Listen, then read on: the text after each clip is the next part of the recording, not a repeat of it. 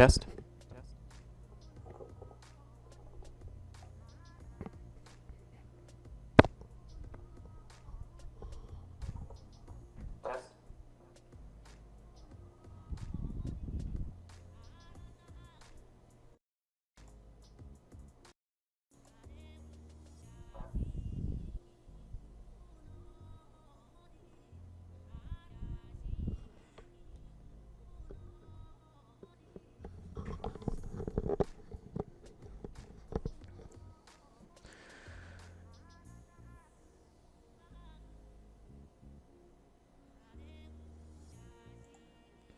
Alright guys, so now that I think we have everything going, we're going to do a quick little, a little bit more of the actual modeling of the Trashcan monster robot thing we were doing. With Twitch going down, it kind of slowed down everybody. I think most of the world's population is pissed off at Twitch, or I imagine some engineer in the back who's just cranking one out and forgot to check something. So, alright, so last time we left off, I had to go to class. We had finished this engine, which I'm still on the fence about, but we'll give it a shot. And we may change some of these other things too. Alright, so it looks like just the engine is the only selectable piece right now. So let's add that to a different layer. Whoop. There we go. So we'll add, I'll create empty layer from selected. Go into it. We're going to call this one trash engine. And we'll blank that one out a little bit. That one we don't really need to see, especially if it's just going to be coming under part, just adding to the animation, not so much anything else. I mean, we're going to see it as kind of a just an aesthetic piece. So looking at it, I imagine one of these is going to be the front. Let's see. This is the front. So we'll do this view as the front. And what we'll do, nope, there we go. Okay, so don't want to select the lid. I have two lids selected because that's how I roll. And trash can bottom. Okay, so we're going to be working on this layer here. And that's going to be right side. So this is going to be the front. Okay, so I think what we're going to do is we're going to add some components for the arms now. So we'll put in a cube, and we're going to try the same technique we had before with cutting out the circle there. But I want these kind of tabs to come open with these gear arms to kind of unfurl. But I don't want them to be like, you know, the normal joint the elbow type deal. I want like some really cool, kind of creepy arms. So we'll see what we can do here. Get a little water here. Sorry, it's a little late. I had a couple drinks and it's a little parched. Okay. So what we'll do, just kind of looking over it. I think what I'm gonna try. Let's see. Let's delete that. What we'll do is we will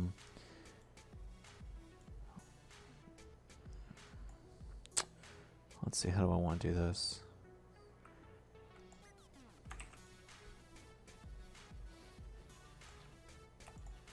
And these, it won't really matter because they're going to be covered up. I mean, obviously you're going to be, you can use a symmetry tool, any kind of tool you really want to. But we more or less just want to kind of I don't know. We more or less want to just make it just an indentation right now, a clean cut, and that's really the most important thing. One moment here. So we're getting a couple of things set up because, you know, life. All right, I think we're good.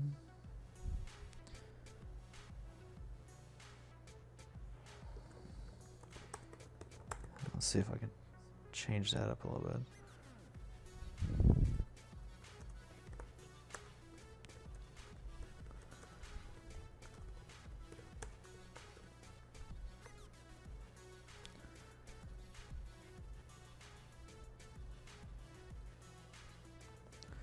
There we go. We're going to have to change the name of this, but it's too late. I don't really care right now. Okay. Okay, focus on this. Okay, so let's tumble this around here. We'll see what we got. So we got 2 arms. We're going to make these kind of... I want these kind of high up openings, and I want these to be kind of like these components that open up. These little, more or less, little kind of gadgets that furl open when going to... like I said, it's kind of hard to explain as I'm going through it. But Claptrap. Everyone knows Claptrap. So same concept. We're going to try to make it look like Claptrap. Or not so much, but same idea with those little clamp parts down. Anyway, we'll get it here in a second. All right, let's start cutting some shit. All right, let's combine these 2 meshes here. There we go. We're going to recenter the center point, and we're going to cut it right out of this bitch. And this one I'm not too concerned with around the edges, because again, I'm going to have that kind of sharp component idea with the unfurled edges there. Alright, so we got our cuts, and they are not deep enough. You know what? This time, I think we're going to go full trash can. In fact, what I'm going to do is I'm going to take 1 to get the perfect symmetrical. And we're going to bring it up here just like that. I'm going to duplicate this because I'm probably going to use this object again. And so, fun fact, whenever you use a boolean, you will get rid of the second object selected. Alright, so we're going to have to recenter this again and just double check here. There we go, all the way through, and yeah, we'll take that. That's good. And what we'll do, I may even add kind of a centerpiece inside. Just something that, I mean, just kind of get an idea. Instead of actually having to combine them and deform the geometry anymore, I just bring a piece in like that and make it a dark center. Anyway, doesn't matter. Alright, so let's keep that puppy there. We'll hide it for now. We'll go back to our outliner here in a second. This thing. And you should have this up all times, but if you see these little red spots here, you fucked up. You fucked up bad, Aaron. No, just kidding. But kind of not. So, if you do see those, go ahead and go into your edit, delete all by type history, and then delete all by type non-deformer history. So your outliner should be cleaned up, with a couple exceptions. And more than likely it's just because those things are hidden. So we'll go here. Fuck it. Let's see if we can delete it. There you go. And I may regret that decision later, but fuck it. For now we don't. Live free, die hard, yeah? Okay. So we got this, and what we're going to do is we're going to go ahead and start kind of forming up these arms. Because like down here, we're going to have this kind of plate that opens up. But the plate's going to be easy. I'm more concerned with how an arm looks. So again, if we come back down here to our little library thing going on, it's pretty dope. That's getting there. So I really like the idea of all these components kind of meshed together. So I'll take one of these, oh, fuck it, another one of those, and one of these. So we'll come over here to this side, and we'll kind of map an arm together. Okay, so what I'll do, let me center up on one of these. I'm going to, whoa, click something there, hotkey that bitch. I'm going to grab this, move this down somewhere, maybe right there. Just kind of get an edge together to map it with the bottom here. And make sure that is, in fact, mapped to the bottom. Show is biatch. Alright, then we're going to do the same here. We're going to bring it over to a corner, bring it down. We're going to latch onto the ledge here. And we're going to make sure that's on the corner too. Alright, and we're going to do the same here. So, I mean, nothing crazy. Well, or super crazy. I mean, depends on what skill level you're at. But we're all learning today. All right, bring this in. Close enough. All right. So they're not touching, and that's fine. And it may even add a little character. We'll see how we want it. And the cool thing is we can really do whatever we want with these. So I think what I'm going to do now is we're going to make some little knobs. We're going to rotate this 90. And we're going to scale it super small and bring it up. And this is going to be kind of like our little screw. I want to take this off. And what we'll do, let's just make sure we're lined up on the side here. Just kind of really get the scale down, because that's going to be pretty important. And what we're going to do is we're going to kind of mash this through the pieces and give it that kind of cool beveled screw look. And at the same time, what we're going to do is we're going to make it so that we can stretch it out however we want.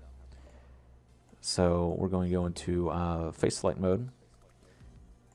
I'm going to pull it out. And this is important. Make sure you're grabbing both sides of this.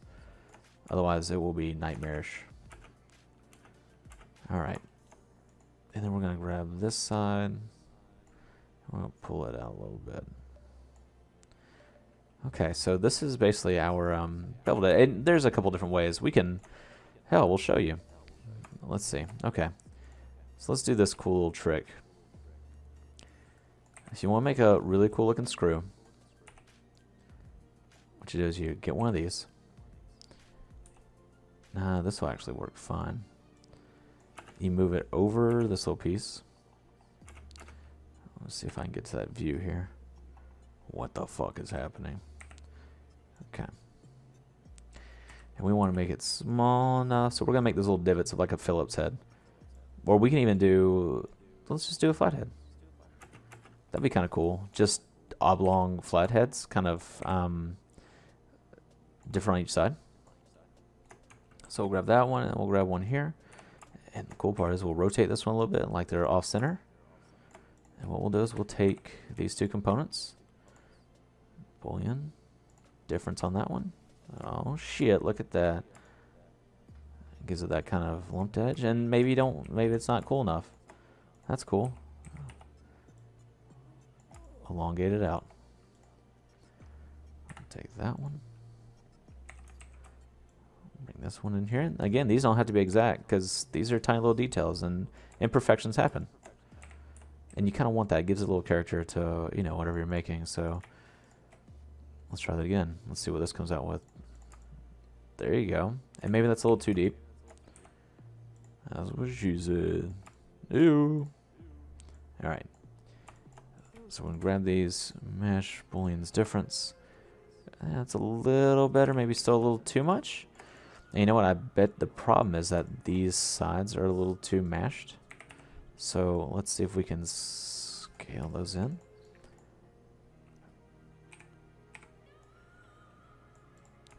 Let's see. Let's bring this back out.